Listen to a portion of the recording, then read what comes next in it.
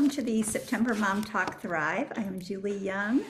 And I'm Julie Keating. Yeah, we're going to be talking about our reactions. And I know we all love our kids so much. I saw a funny meme that said, I love you so much, I would die for you, but right now you have to go to bed because I can't talk to you anymore. I thought, doesn't that sometimes sum up how we feel? And I think it describes too why we can, in the midst of this overwhelming love, we can also feel overwhelming frustration. We can get angry, we can be defensive. And what ends up happening is when we have those emotions is we can react in a way that isn't really pretty at all. And probably something that we're like, I did it again. I find very often some of my reactions are like, I can't believe I just did that again. I'm mad at myself. I would really like a do-over. And it's easy in our mind to say, well, I didn't mean it. You know, if I explode at my husband, well, I didn't mean it. You should know that. But if it happens to us, it happened to us. And you can't go, oh, I see, you didn't mean it. No problem. We'll just erase you exploding at me or having some reaction that you said you didn't mean. So we're mostly going to talk about negative reactions and where they come from, but also knowing that reactions can be good. So we don't want to completely dismiss those. We've heard it says the actions speak louder than words. And I would even challenge that our reactions speak even louder, because it really tells us what's going on in our heart. And we'll touch on that a little bit more. But if we want to have victory over these reactions that we keep having, we keep saying, we're not going to do that again, we really need to get to the root of it. And a lot of what we're going to talk about today is going to hopefully help you as you think about your own reactions. Is, okay, what's at the root? What's driving this reaction that I wish I didn't do? I wish I could have a do-over. And I was kind of thinking about my husband gardens, and sometimes I'll get in the garden with him. Sometimes the weeds get so overgrown, it's a family day in the garden. And sometimes it is so overgrown that our kids will say, Dad, can you just get the weed whacker out and just mow down the weeds? And, you know, we all know in the short term, you're right, that would look great to have all the weeds just flatten, especially when they get really tall. But we also know too, if you've been around and done any bit of gardening, that if you don't get to the root, it's going to pop back up right away. And so I think it's the same with our reactions. We can cover them over, we can take a scissors and just cut them off. But unless we get to the root of our reaction that we don't want, that we don't like, it's just going to keep popping up. I heard our pastor shared, it's one thing to act like a Christian, but it's a whole nother thing to react like a Christian. And I think that's often because our reactions are like, they just happen real quick. Oftentimes we don't have time to think about it. Whereas if we want to act like a Christian, if we're going into an atmosphere, a party, a room full of people, and we're like, I want to act like a really good Christian, we can put on a happy face and we can act. But it's what's coming out of our heart that drives our reactions. So we're going to talk about three things today. We're going to talk one about why our reactions are so important. We're going to talk about where they come from, and then we're going to talk about what affects our reactions. And in there, we'll bring up a lot of things so you guys can start to be thinking about, okay, that's me. What's the root of this, and what can I do about it?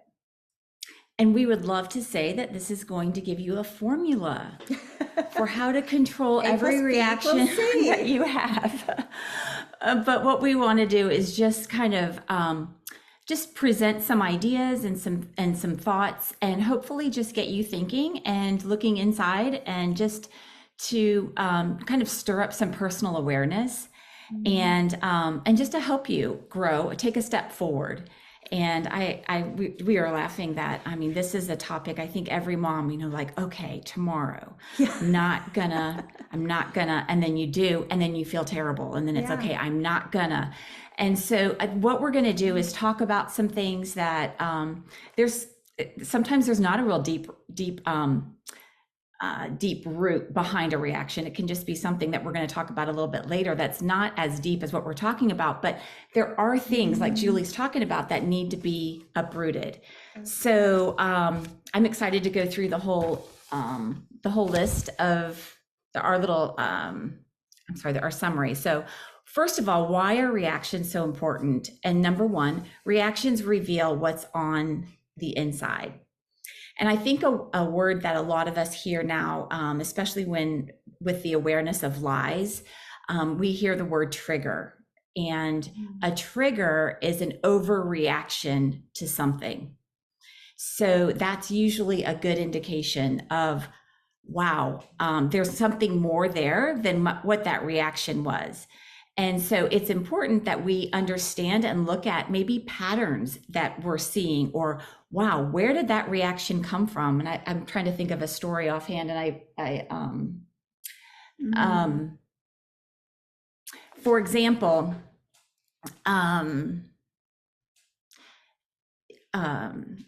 example, this is probably a little bit too deep for this, but anyway, I'm an Enneagram 7, which means I don't like conflict. I love everything being positive. And so I can be hypersensitive to things that are negative.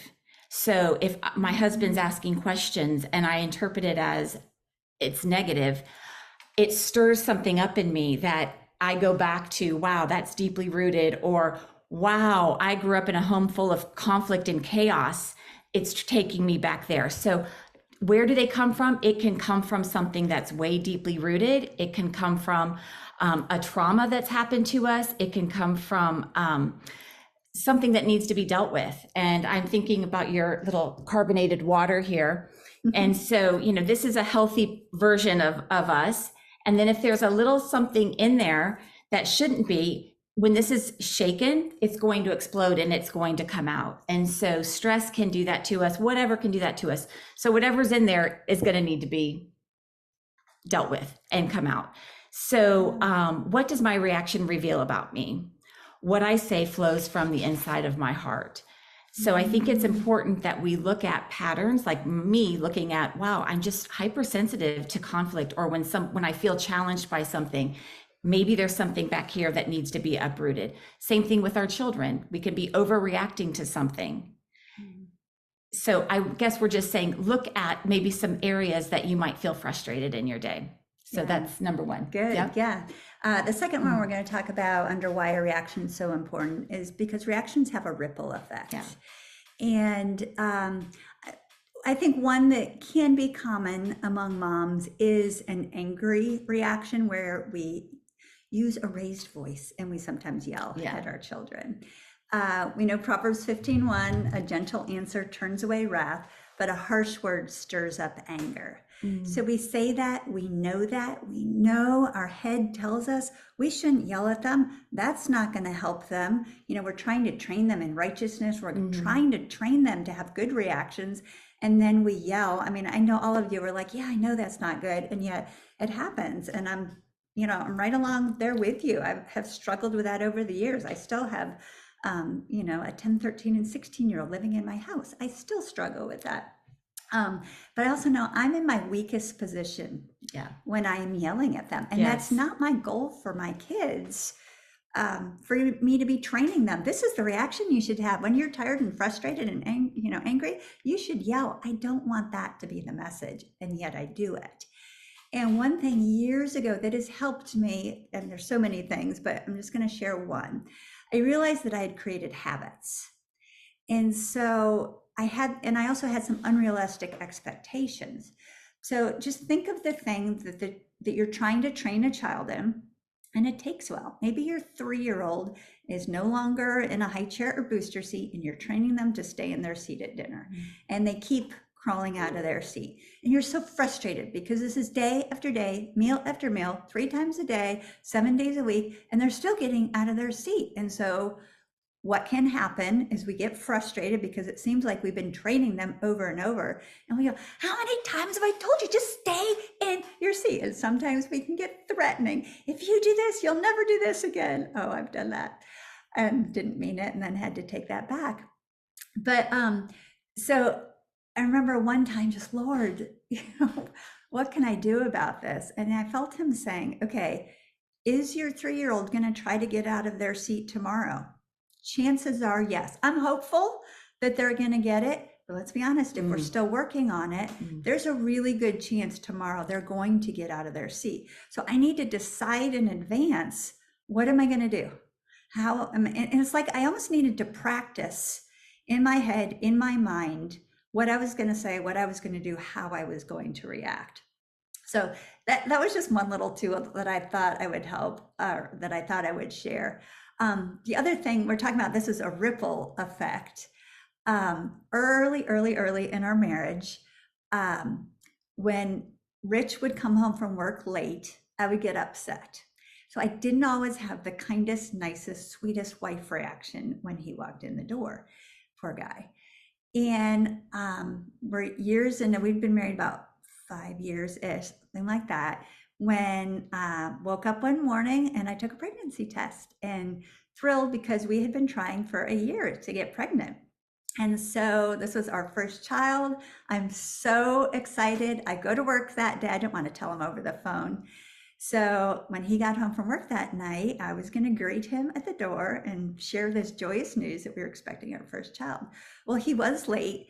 At that time, I really didn't care. I wasn't going to react in a negative way. I just couldn't wait to tell him that I was pregnant. Well, poor guy, the ripple effect of me having this explosive reaction so often is he kind of walked in the door like ducking, because his wife was probably going to start throwing arrows at him, where I was just so excited. I think I put his hand on my belly and smiled, and he couldn't enjoy the joy of the moment, I don't think, because of my negative reaction that had been happening for so many times. So, I'm sad about that. Eventually he was like, you're going to be okay with me being late. And then he was really excited that we were both thrilled. So it was just a momentary where I feel like I robbed him of some joy because of negative reactions that I had had over the years. That's so good. That's so good. And I think it's also a lot of times we can think, well, this is just who I am. But there always is opportunity for us to grow, and we're going to get into how to do that. But the importance of what are we speaking when we do have a negative reaction? How is that affecting our children? What is that doing to their spirit? What is that doing to thoughts that they might be believing about themselves? I'm thinking about when the child's climbing out, you don't have self-control. You're speaking that on them, come out, and so then they believe, what, I don't have any self-control. And you don't know what is taking root in their heart. And so just to be so careful, because there is a ripple effect, and there's always room for restoration and repentance. I love that. But we did say what we said. And so the importance of continuing to persevere to get some victory in this area. Yeah, absolutely. Yeah. So reactions are an opportunity to stand out. And goodness, don't you catch people off guard when you have a good reaction to something? Yeah. It makes people say, why? Right. And actually, even just being joyful in parenting, just the whole idea, like we talked about motherhood, it has such there's such an acceptance that motherhood is drudgery. Motherhood is mundane, staying home with your children. And so, just to have the reaction that motherhood, I love being a mom and I love staying home with my children. Just even that kind of a reaction makes you stand out, and it makes people wonder, why, where is her source of joy, and what an opportunity for us to have a positive reaction and stand out. And I have to also say, we've all had the meltdown in Target or Walmart. You were the kid. Both. But I'm thinking of, we've all seen that temper tantrum, right? And then we've seen the mom, and certainly not us, respond. And you see that mom kind of going after the child, rah, rah, rah, maybe even a swat, I'm talking about other people. Of course. But, just kind of responding in that way. And who looks bad in that? The mom, right? Because we know better. Why would that? But when you see a mom just being very calm and do what needs to be done, meaning exit the store or talk in a gentle way or just be gracious, I'm so sorry, we're working on something. I mean, just our reactions have such an opportunity to be so shine so bright, and so we don't always have to respond in such a negative way. And what an opportunity for us to shine God's light, even if our husbands are in a bad mood. I mean, isn't it so true? Like, we easily could respond, but when we have a good example for our children, that speaks volumes. And so just we have these opportunities to stand out when in fact maybe we're justified in feeling frustrated or we're justified in feeling wronged. We have reason to hold some bitterness. So anyway, it is an opportunity for us. Yeah, so good. So I put in the chat there. Well, one, I love what you said, Jalexis. Yeah, how many times you're like, get self-control. Yeah. Yeah, no, totally done it. And I love what you said about, repenting. I'm in my strongest position when after I've had an outburst, even to your 2 and 3-year-old saying, I was wrong for yelling at you. Mommy had no self-control and I should have had self-control. Will you forgive me? And there we're modeling, because we need to model how we want them to behave after they have done something that they know isn't right. As much as we would like to live the perfect life, that's not going to help our kids when they do something that they wish they hadn't and need to make it right. We need to model that too. It's a great way to teach them lessons. So true. And in our anger, do not sin, right? We're going to be frustrated. We're going to get have those negative emotions, but what do we do with them? Yeah. So that's what we're talking about. So, excellent. All right, well, let's move on. The second thing that we want to talk about is where these reactions come from. We're just going to talk about 2 things under this heading. Where do they come from? What can I do about them? Number 1, my reaction starts with my thoughts. And I think we've talked about this quite a bit, so I'll touch on it pretty quickly, but it's such a huge one. It's something that we've been talking about a lot lately, just Rich and I. And also with our kids. But God's word is what transforms us and transforms our thoughts. And spending time there's so many verses in 2 Corinthians about taking our thoughts captive, making them obedient to Christ. You know how you say something like, oh, I lost my train of thought. And when you think about it that way, your thoughts are a train, they're on tracks and they're taking us somewhere. Is it taking us to a good destination or is it taking us to a bad destination? There was some night I was going to bed and I was just kind of feeling, ugh. Have you ever just been like, ugh, I feel, And I thought, well, let me do something I don't do often and say, God, where are these thoughts coming from? Why do I feel this way?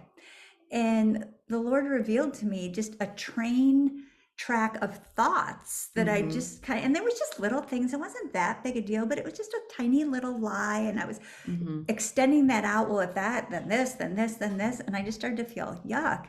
And I felt the Lord say, and what is true? And so I just had to back up and think, what is true? And then I repeated out loud what was true about this thing that I was thinking about. What was black and white true? Not what I thought, not what I felt, but what was true.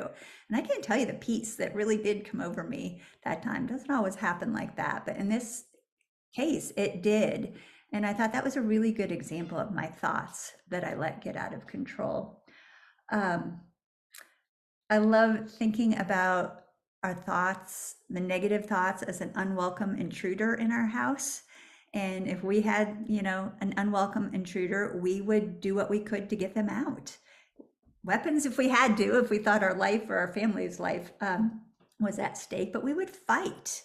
We would fight to get this intruder out of our house. And we need to have that same posture that when these intruding thoughts come into our minds, that we need to fight. It is a spiritual battle for our minds.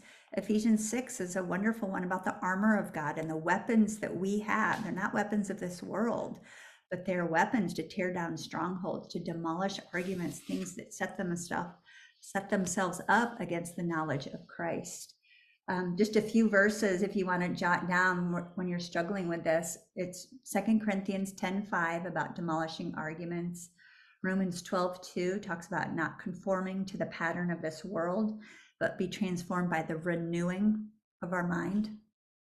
Then you will be able to test and approve what God's will, his good, pleasing, and perfect will.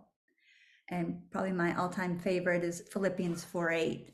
That's where we're told to think on things that are true, noble, right, pure, lovely, admirable. If things are excellent or praiseworthy, think on such things. So lately, I've been thinking a lot about this, I guess, as we've been preparing for this, but also thinking about my husband's mind is in a battle. My kids' minds are in a battle. I have an enemy who would just love to infiltrate their minds. So as I pray, I'm fighting in the spirit. I'm warring for what is going on in their minds and how that affects their hearts. And just thinking through, when I start to believe lies, when my mind goes off on that tangent, that affects my reaction. If I'm just feeling like, and my kids come and talk to me, we're going to talk a little bit more about kind of what's going on with us health-wise, but that can come out in our reactions. What is in our thoughts can come out in our reactions. And that's really good. Number 2 is my reactions are solidified in my beliefs. And Proverbs 4:23 says, above all else, guard your heart, for everything you do flows from it. And so as we are guarding our heart, you need to examine, what am I believing about myself? What am I believing about others? What do I believe about God?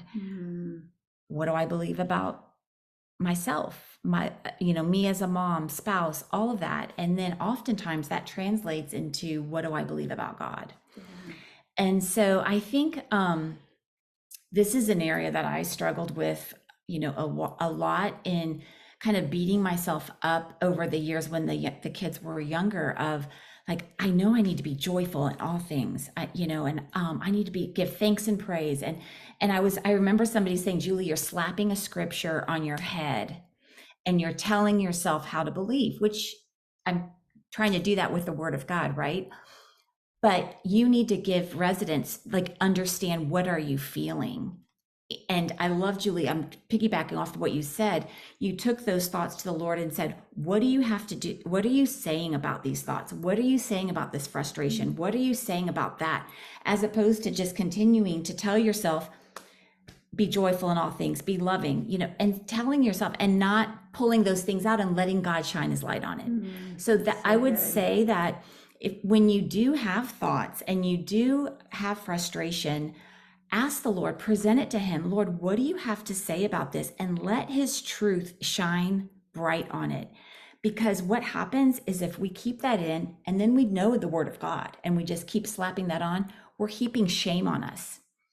And I know so many moms, myself included early on, was, I'm a bad mom. Why am I a bad mom? Because I'm blowing it every day. And you start to believe that about yourself. And then it's, you know what, man, I am not the mom for this child. I mean, just these things that we start to speak to ourselves. And so we're heaping shame on us. So this is so important. And what does that do? It drives our reactions again. I'm a bad mom. I blow it all the time. Look at me. I have an anger issue. Whatever. What are you speaking to yourself? And so, maybe you do believe that you are a bad mom. I remember there was a season when I'm like, I don't even want to look in the mirror. I don't even know the person that I'm looking in the mirror, so God doesn't make a mistake with us. He's created something amazing. We know that from Psalms 139, right? So he has created you. He loves you. And maybe you're not seeing yourself the way that he created you. And so there's a gap. And so ask God, what do you have to say about this? I'm feeling bad about myself. You know what? Am I a bad mom? Can you shine your light on this? Can you speak some truth into this? Because if you're believing that, it's going to drive your negative reactions, and you're going to be in a pattern where you can't get out, and you're just going to continue to spiral. So I would encourage you to look at your reactions that may be solidified by your beliefs. Yeah. Or even writing on your mirror. 1, I'm loved by God. Yeah. 2, he wants to use me. 3, I have all I need to accomplish his will and purpose for my life. That is truth.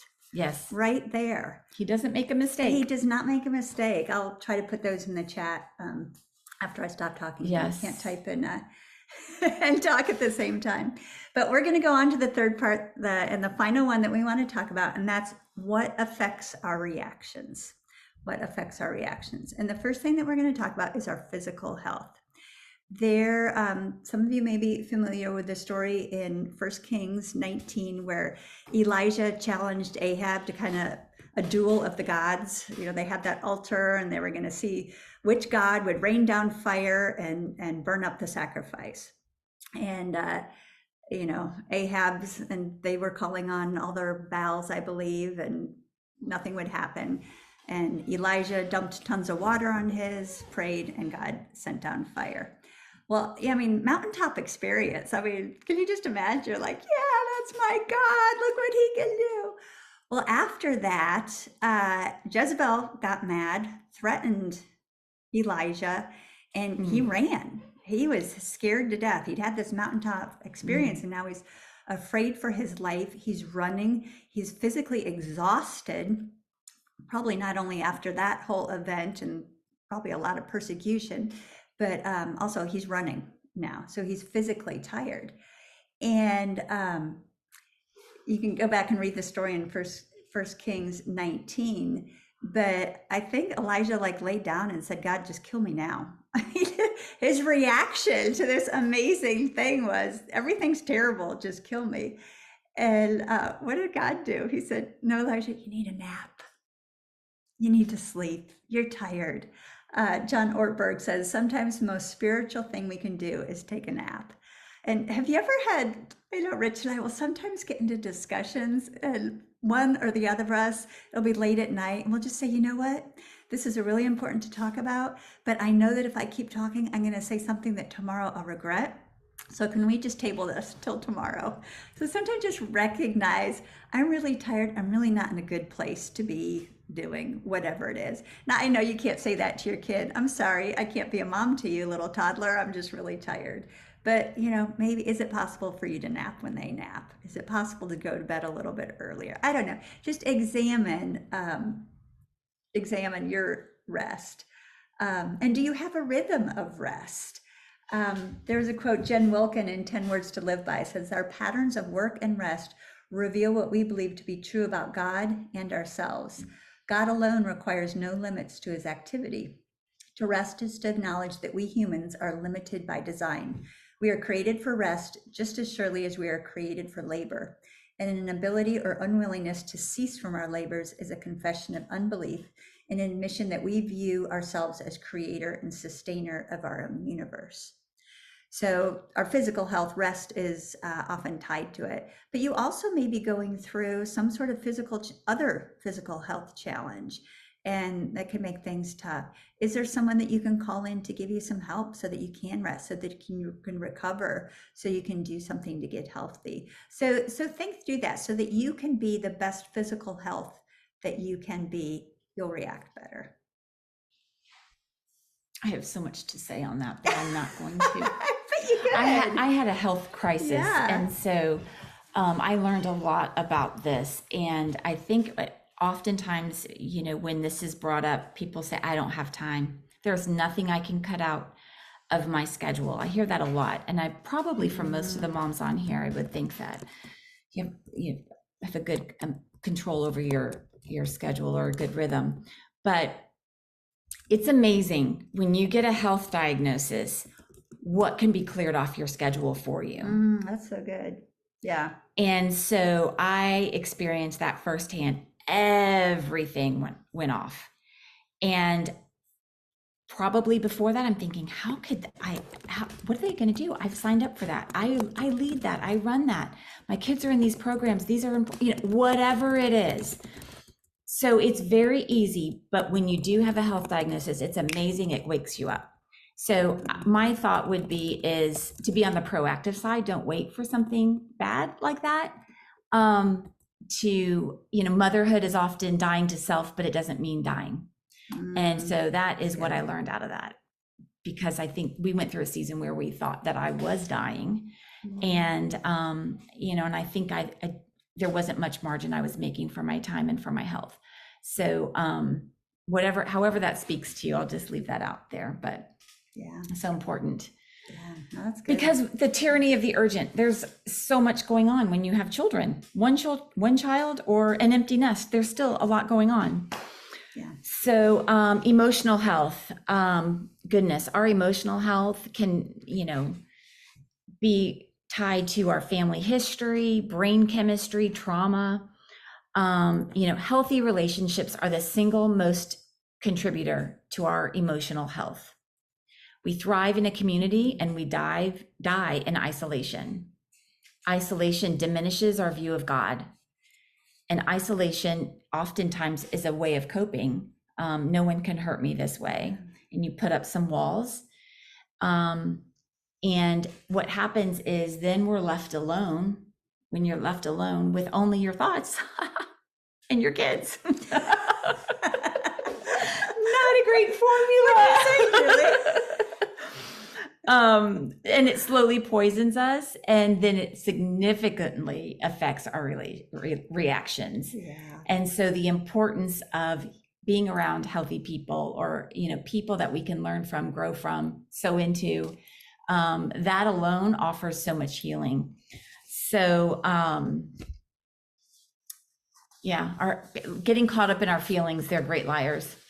So give that example of the vaccinations. Did you want to do that one? Yeah, yeah. Was that? I'm sorry, that's the last one. Yep. Yeah. That's good. You want me to go on the next? Yep, okay. So the third one, what affects our reactions, is our spiritual health. And so I thought this was really eye-opening as we learned about this, but there's what happens to us, and there's what we tell ourselves is happening to us. Preach. So there's what's happening to us, and there's what we tell ourselves is happening to us. And I think a lot of us are familiar with the story where the disciples were in a boat with Jesus, and Jesus was sleeping, and a storm came up on the water. And you can read about it in Luke 8 and in Mark 4. And it's really interesting. Luke gives a very factual, this is what happens. I didn't write down the exact things, the exact words that the disciples said to Jesus, but it was something along the lines of, there's a storm. What are we going to do about it? Whereas Mark is a little bit more emotional. And I can't remember his exact words either, but it was someone like, don't you even care about us? But the disciples were worried that they were going to drown. They were in a storm where they could have died. And so that's what was happening to them. What they were telling themselves was, Jesus doesn't care about us. He doesn't care. Who is this guy that we're following? He doesn't even care. He's just going to let us die. He's sleeping. And we know that's not true, but that's what they were telling themselves. And the example, let me see, C.S. Lewis has a great quote. He says, feelings can be great liars. So examine your feelings compared to the truth and what's really happening. And the example that we've heard is that if you take your baby to the doctor to get some vaccinations, all the baby knows is someone took me out of my mom's arms, stuck a needle in me, and I hurt. Whereas we know that this is what's best for my baby. I want to protect my baby. So I am giving this baby over to the nurse to give a vaccination to protect them. And I'm laughing because there might be some on here that don't believe in vaccinations. That's fine. But whatever you get the idea. Whatever you choose. If there's a method, you understand the idea. Take the principle. Yeah. So the baby doesn't understand what's happening to them, but as parents, we do, because we love them. And so I just think of that example, and Jesus, he slept on purpose because he knew what was best for them. This was growing their faith. Their faith needed to grow. And he asked them in Luke 8:24 and 25, he addressed their faith with a question, and he said, where is your faith? And it's the thing that we put our faith in that drives our reactions. If our faith is in possessions or monetary things, or we're worried we're not going to have enough money, and a child is careless with something that breaks, our reaction may be blown up over this material thing that got broken. Yeah, it's a bummer, and we want to teach our kids to be careful. But if our reaction is above and beyond, it may be because maybe our faith is in our material things. We get security in that. And that's just one example. And we certainly can't address everything here, but I hope this helps to get you to start thinking, what am I reacting to? What is my trigger? What am I overreacting to? And where does that come from? Why am I doing that? And have a conversation with the Lord and ask him, Lord, you know that I react really badly when this happens, when that happens. Where's that coming from? Help me figure this out. I want to have victory over this. I want to have faith in you. Where am I misplacing that faith? God, he wants to answer that. Yeah. He wants to help you in that. Please don't feel shame that I did it again. I did it again. I did it again. We have all done it again. That's not to excuse it and say, hey, we're all, doing the same thing, but it's to say that we can come together in our community. We can encourage one another. We can have victory over these things. And we can take this to the Lord because he cares and he wants to help us in that. That's so good. That sounds like a great ending, honestly. Oh, well, we've gone long. All right, well, why don't we stop it then? We'll go ahead and stop the recording here. I do want to add one thing, real quick, because I think when I think about motherhood, I think we have to factor in about expectations, and that's probably a whole nother topic for a long discussion.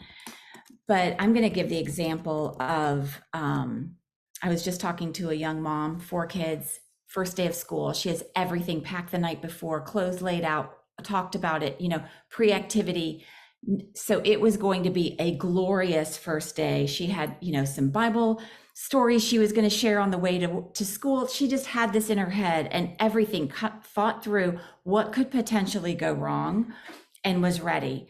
And sure enough, something happened in the morning and it got the best of her. She's frustrated. She lashes out. The kids are crying. She drops them off at school. She comes home. She is just devastated because she had something completely different in her mind. And she thought that she could control, this is what she feels like the Lord showed her, that she could control everything and this would be the outcome. And I think we all have a desire for peace in our home, for order in our home. And I don't believe that there's anything wrong in desiring that. But I think that we have to lay those things loosely and give them to the Lord of, Lord, this is what I plan for our first day of school to go to. I'm going to give it to you and I'm going to leave room for you to intervene and to be present. And I'm going to know that anything can happen and I'm going to respond in that way, as opposed to thinking this is, she got distraught by not having peace. So I think that when I look back at my reactions, I had to adjust that things don't ever go as you plan when you have young children. Let's be honest, right? I mean, and I remember thinking, I'm on plan Z, plan A, plan B, like we've blown through all the different plans and I'm on plan Z. And my husband will say, well, let's get on plan G, plan for God. Like, let's just throw your plan away and what is God's plan for your day? And I thought, wow, that is actually really true. God, what do you have to say about my day? I have this planned and I need to give my day to you. And that really helped my reactions. And I remember looking at my kids thinking they were distractions. And I remember thinking, this is so wrong. I'm supposed to be homeschooling my kids and getting through this material. And I'm looking at them as distractions. Like, Lord, help me, change me. And he will meet you in that. But I think that we have to leave room for him to intervene and us to realize that this is motherhood. That's motherhood. And God is shaping us just as much as he's shaping them.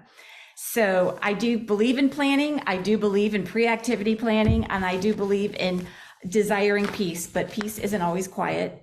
And and just be on plan G. So yeah, that's excellent.